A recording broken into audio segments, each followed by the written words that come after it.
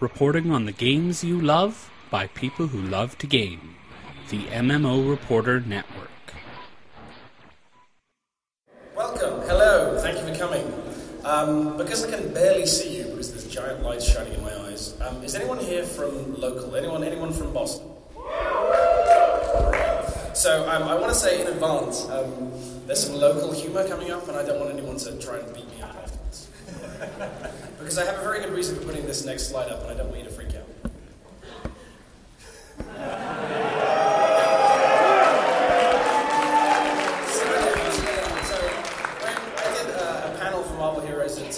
New York Comic Con last year. Afterwards, TQ over on the left-hand side here said, "Good job at sucking up there at the beginning of the panel, man."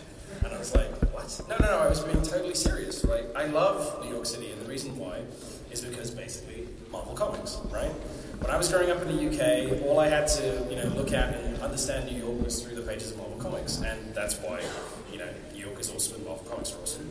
So when I was coming to Boston, I thought to myself, I should try and make some sort of local Boston connection, between these 2 points. And it proved to be quite difficult, to be fair. In fact, it started to drive me kind of crazy because there was no Boston connection that I could possibly find. The good news is... I get the inputs, I like that, that's incredible. Okay. Well, the good news is I did find a couple of things. Miss Marvel, actually, who happens to be in Endgame, was born in Boston, and I even found a comic with her, saying Boston on the cover, so that was good.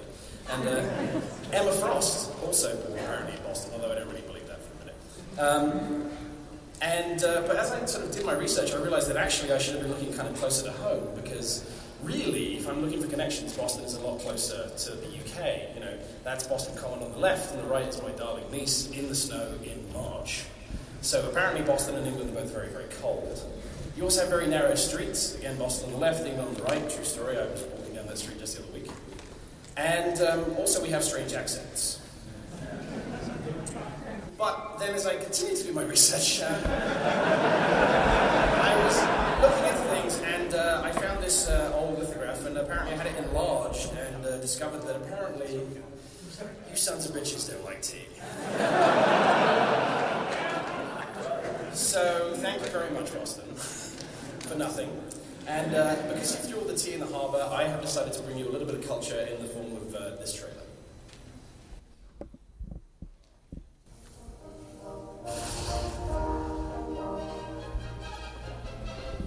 Behold our new world order. It's clobbering time!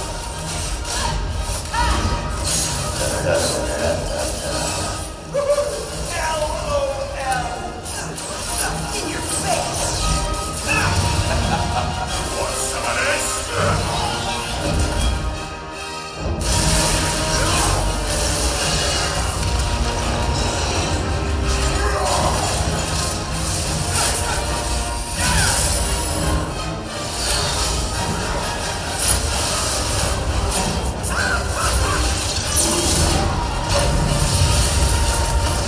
Punishment is my business, and business is good.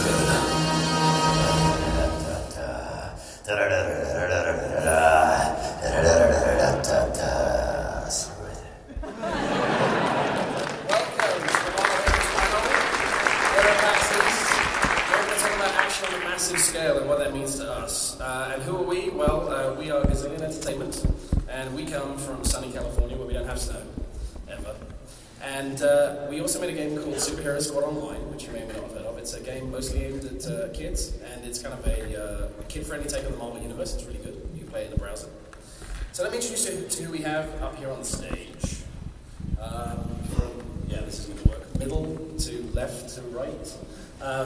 My name's Reid. I'm Director of Community and Customer Support at Gazillion. To my extreme left is David Brevik, who you may know as the man who did some vaguely famous game called Diablo.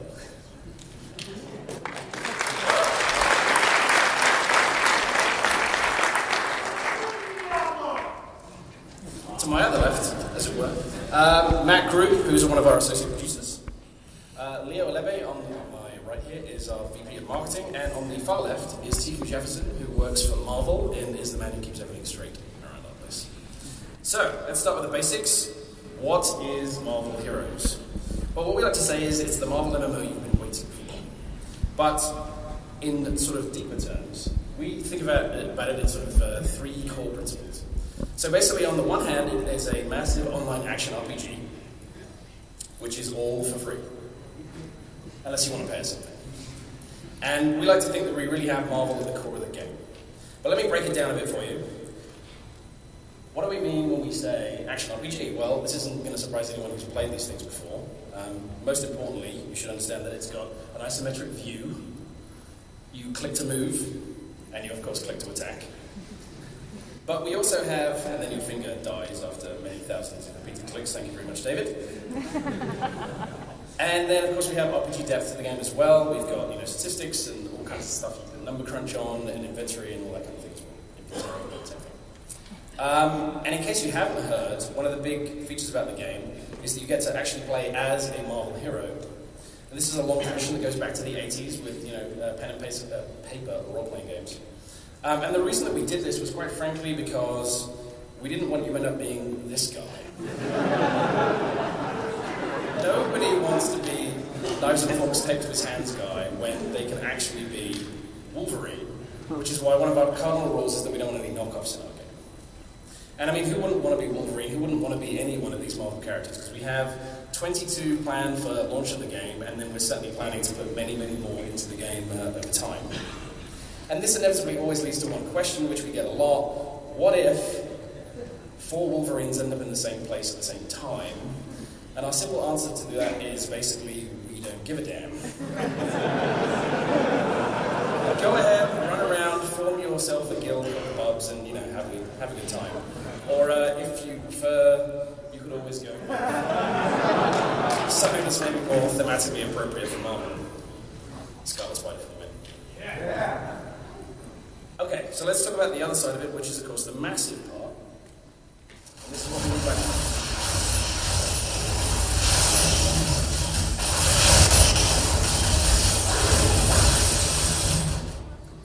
So we have massive randomized zones in Marvel Heroes. In fact, the majority of the game is randomized like a classic action RPG. The big difference being in this case that we're playing it in a persistent, massively multiplayer environment, so it's pretty much a first for MMOs. So you can replay the areas that we have in the game again and again, exploring each time. We've even done press tours recently where we cockily say, oh, go up to the left and around that corner and you'll find it, and then we go there and it's gone. So it really works. And in those giant zones, you can, of course, interact and team up with dozens of other different players.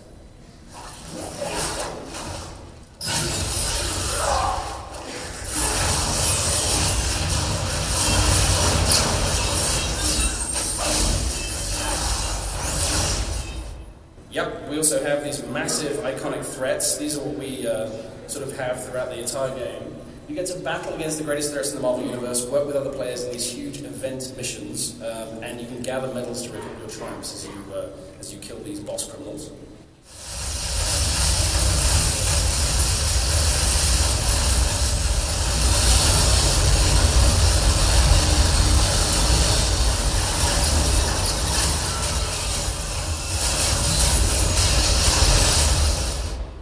What David likes to say about the game is, imagine what it would be like if 25 people were running around playing Diablo 2 at the same time together. The answer is it would be a little chaotic. So we end up with these action-packed public combat zones where there's superpowers going off everywhere, and there's absolutely hordes of enemies to defeat. So it gets pretty crazy, and you should come by the booth and just see how nuts. That's the first principle that we're kind of working with, but the second one, the one that's almost just as important, is the fact that we really feel that we're, Marvel fans to the core. The picture on the left is actually Leo's office. He has a big wall of comics. I'm envious of it because I'm too lazy to put my own up. But it's what my room was when I was 15 years old. Note the high number of foil variant covers on there from the early 90s, all of which are currently worth about 25 cents. The pet is in the middle of mine, and on the right, occasionally some of our members of staff like to dress up as Galactus. So we have that costume on hand for whenever we need it. And the other thing that, if you haven't heard, which really makes the game Marvel at the core, is that we recruited a guy who's written more copies of the Avengers than just about anybody else, and is responsible for some of the biggest event books that Marvel's ever put out, which would be Brian Michael Bendis. Brian is a secluded man who lives alone. We managed to get him out for... he doesn't live alone. We managed to get him to come out for PAX Prime last year, but he's writing the story of the game. He's the chief writer. But I wanted to talk a little bit about the process of how we interact and work with Marvel, and I was going to hand that over to TQ, and we're going to talk a little bit about what we do with stuff from the movies. How many of you guys are eager to see Iron Man 3?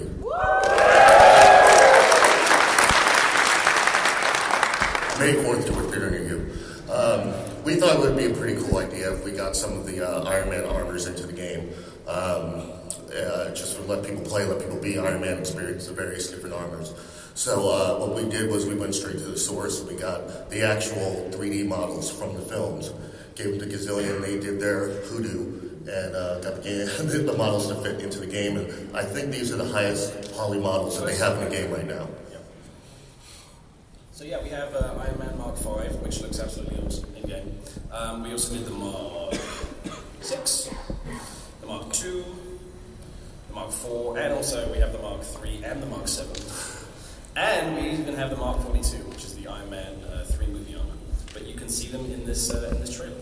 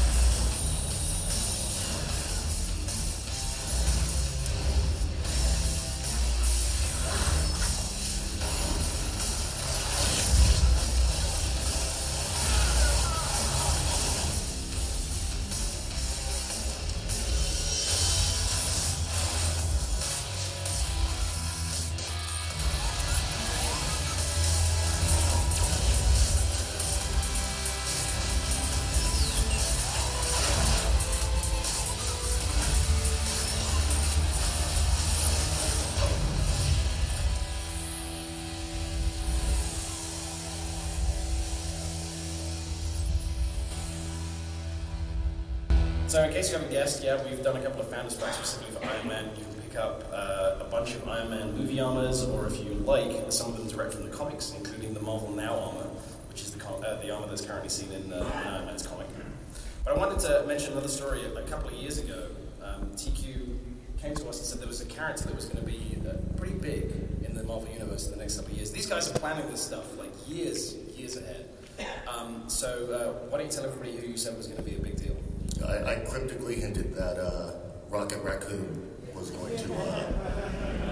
And we were like, this guy on the cover of this comic from the 1970s? That guy. Yeah, so we went ahead and we put Rocket Raccoon in the game.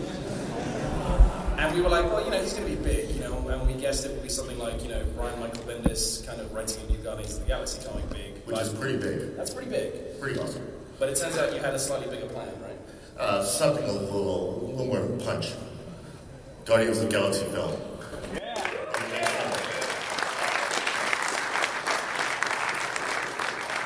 And rest assured, yeah, he's going to be big news come next summer. And as well as working with the movie studios and all that kind of stuff, we also get to interact with the Marvel artists. This is a great piece by J. Scott Campbell, who is actually available here at the show. He did a great piece for us. But something else that we spent a lot of time, a lot of energy, and I think it's fair to say a lot of desperate fanboy hoping to get right is our voice cast. And this is something that Matt is really heavily involved with. And I'm going to let him talk about it a little bit. It's a labor of love, if you will. When they first told me I was going to work on the voiceover stuff, I sat down and marathoned through all of the 90s cartoon shows, and then to the 80s cartoon shows, and then the 70s cartoon shows, and so on and so forth. So it's a lot of fun. And I think we're going to announce some voice actors today. We are, yeah. We're going to just recap on a couple of them. You guys may or may not have heard who we have as Wolverine. But the answer is, of course, Steve Blue, because who else are you going to get? As the Hulk, we have Mr. Fred Tavish, who is the voice of the Hulk in just about everything you can imagine. And then for Spider-Man, we have... So if you're a fan of the Ultimate Spider-Man series this year, now we have Trey Mao. There's a couple of people out there who would maybe have somebody else. I think there's some people that are maybe older fans that might like a different voice actor. So. Maybe. Well, we do have a special enhanced costume in the game for this guy. So who could we have cast for this? Why don't we find out? Hey everybody, I'm Christopher Daniel Barnes, and I'm playing Spider-Man, and I want to thank you all for coming out to PAX and supporting the game, and I hope you enjoy it. It's going to be a lot of fun. Hey, look, a superhero. You give autographs? You know, I should start building you Now you're a dinosaur! Get it? I'm Steve Bloom, and I play a Wolverine in Marvel Heroes. The voice for Wolverine came out really naturally for me because I grew up reading comics, so all I had to do was just open up my mouth, and the first time I said, back off, it was just very natural for me. That's what I heard. I'm Scott Porter, and I voice Cyclops. When you voice somebody like Cyclops, everybody wants to be that leader. This mutant fights back. To be able to embody him for just a little bit makes me feel pretty cool. My name is Keith David, and I play Nick Fury. Nice work, hero. Now get your butt upstairs so I can talk to you in person. My name is Lex Lang, and I play Dr. Doom. His personality is very calm and collected, yet incredibly sinister and incredibly calculating. You will learn to respect me, even if it's with your dying breath. I'm April Stewart, and I play Jean Grey. When you've got a character where there's a lot of stuff going on inside of them, that's fun to play. Behold the power of the Phoenix! My name is Chris Cox, and I play Colossus and Hawkeye in Marvel Heroes. Hawkeye is a guy that was so determined, and he made himself a superhero. Yeah, I'm that good. The thing about Colossus that's fun is that you can really put it out there. You don't have to hold back. Colossus fights on! I destroy you, then I move on to the next guy. Hey guys, Dave Bode here. I play the Thing on Marvel Heroes. Thanks for coming out to PAX. Go play yourself some Marvel Heroes. Hear me? All right then. Guess what time it is? Yoo-hoo! I'm Nolan North. I'm dead. Major psychopath. I something, da shooting, da. You know, the great thing about Deadpool is he has no filter. So, does the voice in your head tell dirty jokes too? Deadpool, that is talking like an old pirate. What scurvy dog be calling for pirate Deadpool? Every voiceover actor has a pirate voice. And it comes with this face. I don't know why this eye winces, but it's true. Meet me at the poop deck. Another victory in the war between pirate and ninja.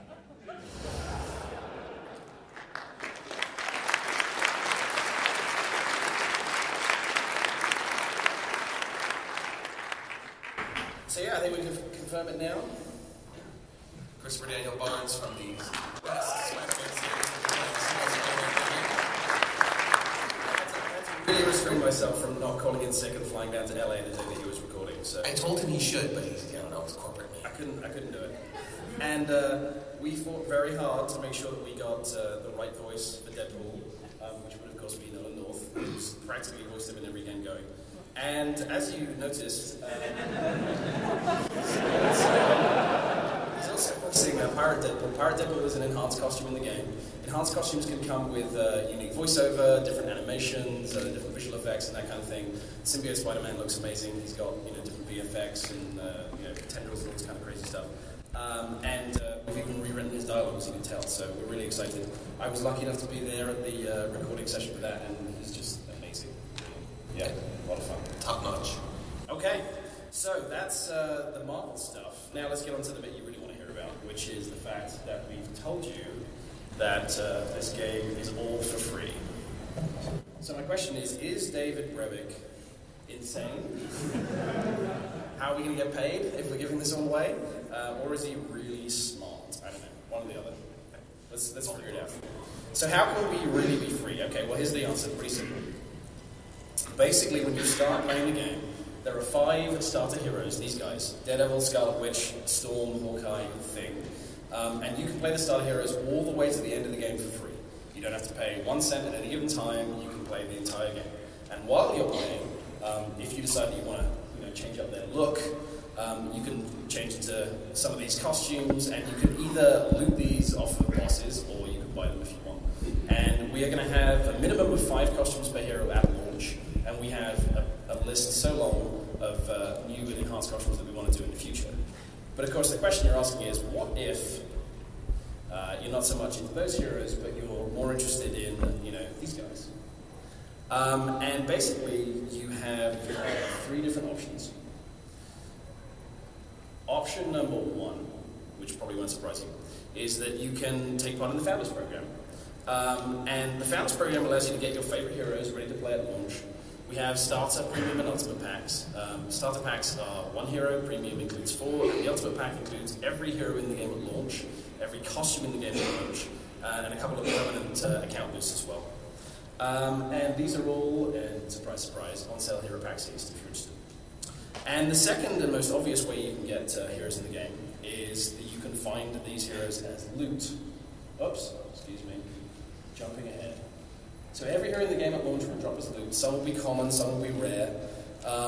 Hero tokens, which is what you get when a hero drops as loot, will not be able to be traded between other players. And every hero that drops will start at level 1. And it used to be that you could also buy heroes if you wanted to, but we've decided to change our minds on that one. So originally heroes could be purchased, but we decided we wanted to have a level playing field between basically people who are free to play and don't want to pay anything, and people who have money and they want to spend it in the game. We really do believe in the free-to-play model and, you know, the people that want to play for free. So we came up with an alternative idea. So basically, this is how it works. Every hero in the game, as I said, will drop as loot, and you can spend as long as you like farming them. You know, if you've got the time and you haven't got the money, then you can certainly spend your time, you know, going against these bosses and finding these ultimate rare heroes, which is the part of the appeal of action RPGs, is that great time when you defeat that boss and you get that super rare loot. And heroes definitely, in some cases, are going to be very, very rare. Some of the heroes will be very common. I think David said that, you know, they're going to drop like candy. I think was his exact words. No. But there will be some more common heroes than others. And if you don't want to farm, then essentially you can just buy yourself a shortcut on that. And, you know, that way you can buy an item that lets you get a guaranteed hero token and perhaps a rare hero. And that's basically how we're going to work. So it is all for free, unless you want to pay us something. There's no content paywalls, there's no energy, there's no hidden fees. And this is important to note. Pre-launch, the Founders Program is the only way to get the specific heroes that you want. But every hero and almost every costume at launch is going to drop as loot. The exceptions are we have 4 costumes that are specific and exclusive to the Ultimate Pack. And then post-launch, you can buy items to get a hero and possibly a rare hero. And Leo wanted to make sure that this was as crystal clear as possible. Yeah. So we have one more slide to say it again. The only way to get the heroes you want pre-launch is with the Founders Pack. And here's the good news. If you've already bought the Founders Pack, during early game access, which is up to a week before the game goes live, you can purchase heroes at a fixed low price, which is exactly what we said we were going to do. So even though we sort of changed our tune a bit, you can still absolutely get the heroes that you want to get in the early access period. So in other words, as the man says, feel free to go ahead and play the whole game for free. Is that clear? We all good? Is anyone live out there? I can't even see that.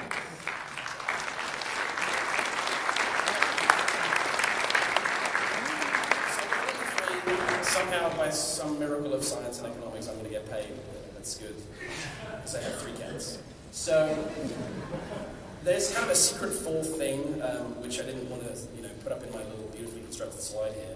The 4th thing for me is that we really are driven by community. And of course, I would say this, being the community guy.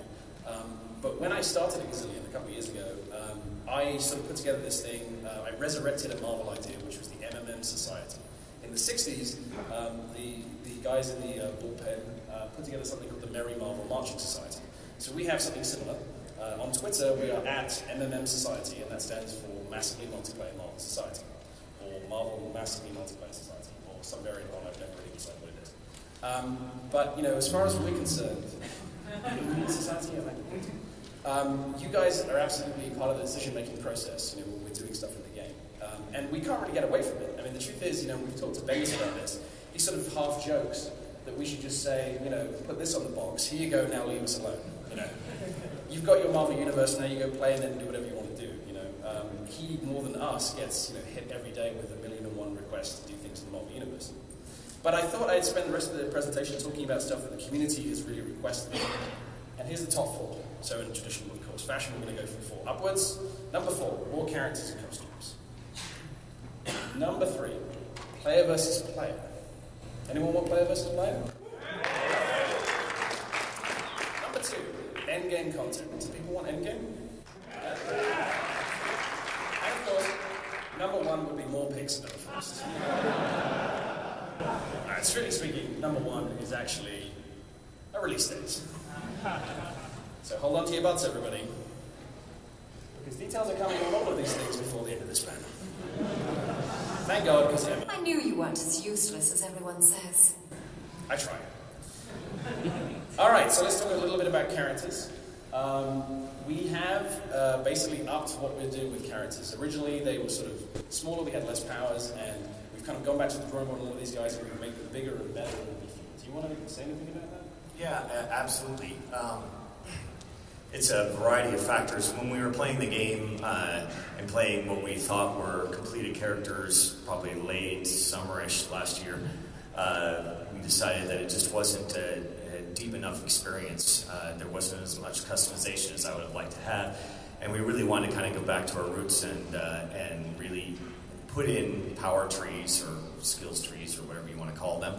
And in order to do that, we really needed to increase the amount of powers that we had to work with. We had to over double what was planned, and I think that we've really met that goal. And I did it for a bunch of reasons, but I like the ability to have my Wolverine play different than your Wolverine. My ideal version of him focuses on him like doing some slices and bleeds and things like that. Yours may be that he's leaping around the screen.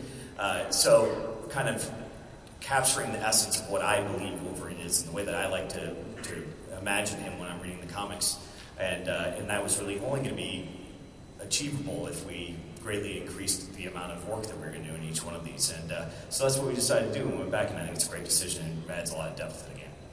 Of course, it did have an effect, which is that 4 of the characters that we originally announced to be in the game at launch are going to be post-launch characters now. Squirrel Girl, Luke Cage, Emma Frost, despite all the jokes, and Nova are all going to be now post-launch. But we're still working on these guys, we're still building costumes out for them, so you're going to see some cool looks in the future of these guys as well. Come on, everybody loves Luke Cage and the tiara. Alright, so speaking of costumes, something else that we've been working on, I wanted Matt to talk to, is what we like to call chase costumes. Yeah, I mean, there has to be an incentive to be playing through the game apart from it being a great and fun game. And one of those things we were thinking would be chase rare costumes that you can only get, you can't buy them, you can't find them anywhere else other than as drops off of enemies. And so we have, a variety of different costumes, mostly one per character, that you won't be able to get anywhere else, that you can only get by playing the game. And I think we were going to talk about showing off what the extra costume is going to be for... we'll talk about that, yeah. So, basically we have these chase costumes, and like Matt said, they're only available as in-game loot. Every character's going to get one at launch, and in fact, some of them we're not going to reveal before launch. We have some really cool stuff planned, and we want to keep it secret, so that when you see that costume running by you in the game, you're just, completely blown away. But as Matt mentions, as probably everybody knows, we have a Hulk in the game, which is a handy thing to have, I can tell you. And in celebration of that, we're actually launching, fingers crossed, today, we're launching a new Hulk Premium Pack, which of course has to be called Hulk Smash. But you can see on the pack up there that there's 5 different costumes. From left to right, that would be the Grayskin outfit. Next it would be Planet Hulk. Front and center is the movie Avengers outfit. To the right of that, Mr. Fix-It, his classic period when he was pretending to be a bouncer in Vegas.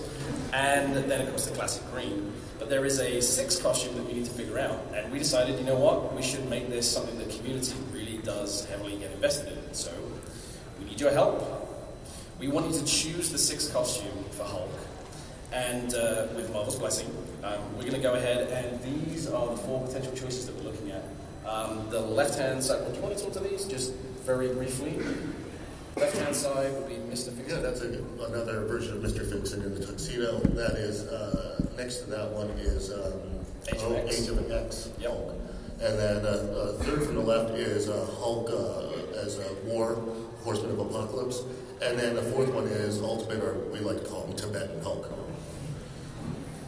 So yeah, please go to marvelheroes.com and we'll have all the links up on Facebook and everything else. And we're just going to look at your votes, and we're going to take whichever one that gets the highest votes, and that's going to go into the game. Alright, so back to those top 4 community requests. We've done the first one, so we should go to the next one on the list, I guess. Player versus player. Are we going to have player versus player in the game? We are. Finally! Feels good to say that finally.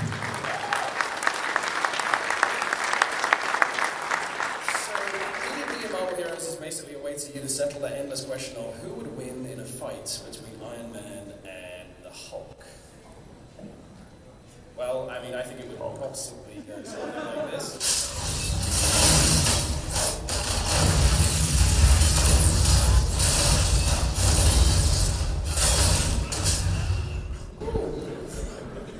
Yep, I think we can safely say that that would be a score of Hulk 1.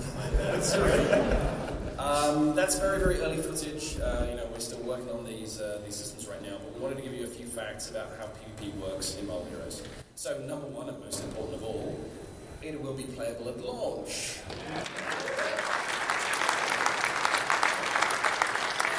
We're talking about real PvP, not dueling or anything like it. So you'll be able to choose your side.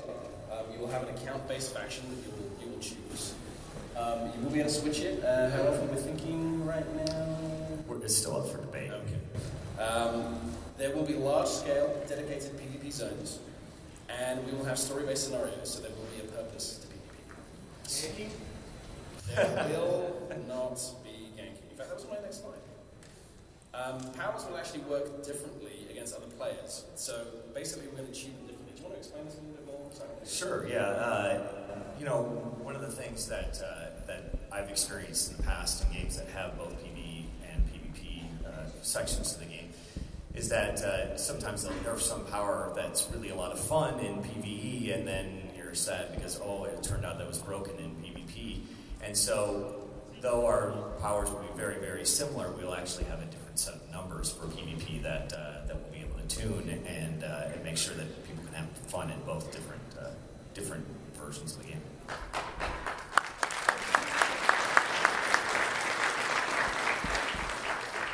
Of course, it's an action RPG, so skill is going to matter too. In PvP, you're going to be running around, dodging, moving out of harm's way. You will level in PvE to fight in PvP, so you will be bringing your gear and all of your skill letters and stuff into a PvP match. And you can level your hero for PvE, for PvP, or you can make a hybrid. I was sort of the lead designer over email about this, and he was saying you can easily see a scenario where you can switch out a few pieces of gear and change your character from being PvE focused to PvP. So, that's what it's looking like right now. Correct. And no ganking. I'm afraid Tony is not allowed to sneak up on the Hulk in Avengers Tower. Alright, let's get to number 2 on the list, which would be Endgame. Alright, so the traditional ARPG Endgame goes something like this. Now, you can totally do that in Marvel Heroes if you want to, but David in particular has decided that we want more than that. So, as well as the kind of, sort of the traditional stuff you might find yourself doing, like hunting for super cool, rare artifacts, we've got crafting in the game as well, and maybe working hard to try and increase your stats. We also have a quest for ultimate power. It's kind of the only thing I'm looking for, to be honest. I can't do a voice as well as Lex Lang. So you're probably saying, what the heck is ultimate power? This is a real discrete thing in Marvel Heroes. An ultimate power is basically a specific power for each hero, which is accessible after you finish the game story for the first time. However, you gain in power as you play the game. So you're obviously asking, how do you gain ultimate power? And here's the answer. If you have a hero as loot, you add them to your hero roster, and you can collect them all. If you've already got a hero, you're going to get a hero token for your hero. And you can use that token to increase the ultimate power for that hero. So what this basically boils down to in diagram form is you defeat your enemies, you can get heroes as loot. And if you need a hero, then you can immediately add it to your roster.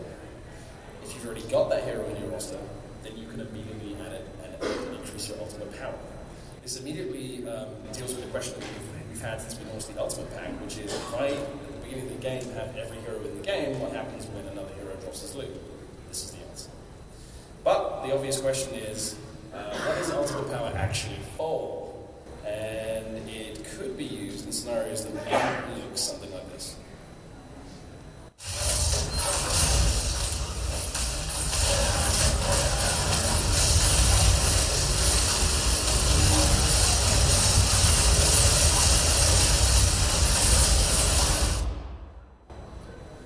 So that would be, again, very, very early looks at the kind of thing we expect to see in Endgame. Basically, we're looking at, team-based challenges, which is the kind of thing you're seeing there, the kind of thing you'd expect to see with a smaller group, like 5 or so people. And then we'll have what we're sort of vaguely referring to at this point as open challenges, which would obviously challenge a much, much larger group of heroes. And I think it's safe to say at this point that Endgame will test you. It's going to demand new tactics, probably new character builds, perhaps different gear. It will need cooperation, and exact words from our lead designer, ultimate powers will be instrumental to victory. Want to elaborate on that, or do you want to leave it? Yeah, well, it's a little bit more complicated than that, than we can explain in this panel. But in essence, the highest, most difficult endgame challenges are definitely require having your ultimate powers ranked up high enough to you'll need to sequence them and have specific ones in order to defeat the challenges. All right. Last thing. So, we want to talk about a release date. David, are you ready to talk about the release date? I don't know. Is PR going to kill me? It's spring, right? It's still spring. We haven't changed the release date. That's what we said. Okay, it's spring. Or is it just when it's spring? That too. Okay. Well, we're going to give you a release date. I promised, and we're not going to let you down. But first of all, I've decided to allow the marketing guy to talk. Oh, yeah. Now that I have a microphone, I will not be giving it back. I'm just kidding. All right. What are we going to talk about? I suppose we're going to be talking about the Founders Program a little bit. So Stephen mentioned this before. I'll go through this stuff quickly. I was thinking about drawing it out and speaking very slowly, but I won't. So there's 3 different, packs you can buy. You can buy a starter pack, you can buy a premium pack, you can buy a Founders pack. There's all sorts of things. I think the most important thing to really walk away with is that, from the presentation, we talked about the fact that the Founders Packs will be the only way you will be able to buy a specific hero before the game launches. Because after that point, after the date, which we may be talking about later, I almost said it, that was close. It would have been, Leo slams his head into the table. So we're also, sorry, now I'm thinking about funny jokes about slamming my face into the table. I will not be doing that. So anyways, I just want to make the point that the Founders Program is the only way you'll be able to buy a specific hero prior to the launch of the game. So here at PAX, we're actually selling Founders Packs down at the booth. And, we wouldn't want to just, keep doing the digital-only thing, so we brought a couple of special things for you. We have some posters here. There's the J. Scott Campbell piece there on the left-hand side, as well as the, we call it the Marco art there on the right-hand side. So I believe... Jefferson. You got it? Pronunciation now, Jefferson, right? There we go, that's right. Marco Jefferson is who did that. Anybody else want to try that? Marco... all at once. Oh, no. All right, so the other important thing to mention is this. Right, exactly. All right, so, thanks for changing the slides. Right now, the only way to get closed beta access is if you purchase an Ultimate Pack. But we are pleased to announce today that we're actually extending that benefit to anybody who also purchases a Premium Pack. So if you've already bought a Premium, exactly, crowd goes crazy. Oh, come on. That's pretty cool. Yay, all right. Let's put this in perspective for anyone who doesn't understand. The Ultimate Pack is currently priced at $200. And the Premium Packs are priced at $60. So do you feel better about it now? Hopefully somebody does. Or 50,000. He does. Okay. There you go. And probably most importantly, if you've already purchased a Premium Pack, you'll be getting beta access as well. So it's not just something for anybody who buys from now going forward. We're going to go back since when we launched the Founders Program back in January and make sure that everybody has that level of access to the game. All right. So, you can obviously pick up an Ultimate Pack, get yourself access to beta, or you could look under your seat right now. Oh! There are Ultimate Packs taped to the underside of 5 different seats right here in the building. It's a little Went card. over like a lead balloon. So you can see that Leo's holding that there. As I said, worth $200. Every single. Hey, we got one right there. There's one. Stand up and get it. I think I'm lying. There's one. I can't see anything, guys. So. There's another one over there, back to the right. I was supposed to stand up like Oprah and say, you get an Ultimate Pack and you get an Ultimate Pack, but, I would only do that 5 times. So, and it was a funny picture. Yeah, let's keep moving. We are running out of time, and it's important to tell you this. So, as I say, last thing here. All right then. Here we go. Oh, I just got one more trailer to show you.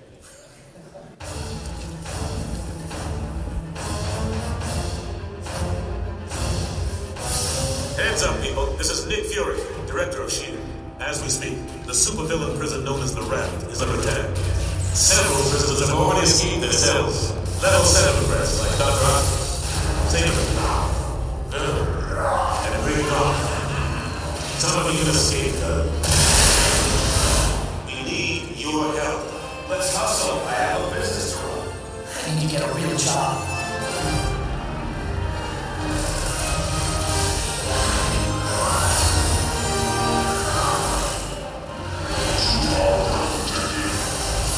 Those who stand against our cause shall tremble in fear. No man is unbreakable.